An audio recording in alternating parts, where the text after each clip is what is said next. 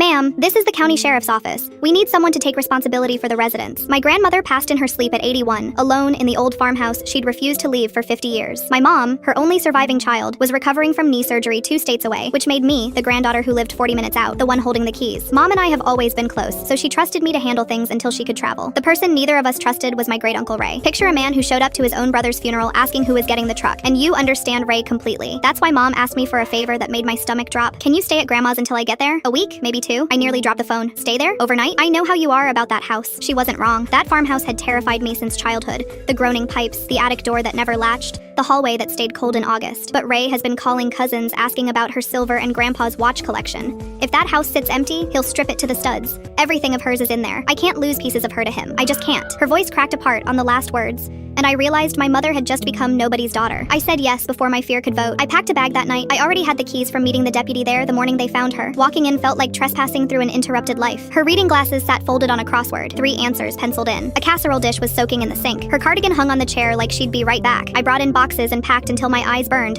then made up the couch. On my way, I noticed the back porch door unlocked. Odd. Grandma was religious about locks. I bolted it and went to sleep. The next morning, the door was unlocked again. I stood staring at it, telling myself I'd misremembered. But that evening after work, I found a kitchen chair moved from the table to the window, and a coffee mug in the drying rack that had not been there. I called the sheriff's non-emergency line, feeling insane. A deputy walked the property, found nothing forced, and gently suggested that grief does things to memory. He recommended I get some rest, in the tone you'd use on a child. That night, I dreamed of my grandmother sitting in that moved chair, looking out the window, waiting. I jolted awake on the couch at 2 a.m., heart slamming, and realized I could smell coffee. Not dream coffee, real coffee, drifting from the kitchen. Then something thudded softly in the dining room behind me. I spun and hit the lamp switch. Ray, my infamous great-uncle, frozen mid-reach over the sideboard, holding Grandma's silver chest with the lid tipped open, forks sliding out onto the rug. He'd let himself in with a key nobody knew he had. All my fear converted instantly to fury. I lit into him, how he couldn't even wait until his niece buried her mother. But before he could produce whatever oily excuse he'd prepared, his eyes slid past my shoulder and went wide. He made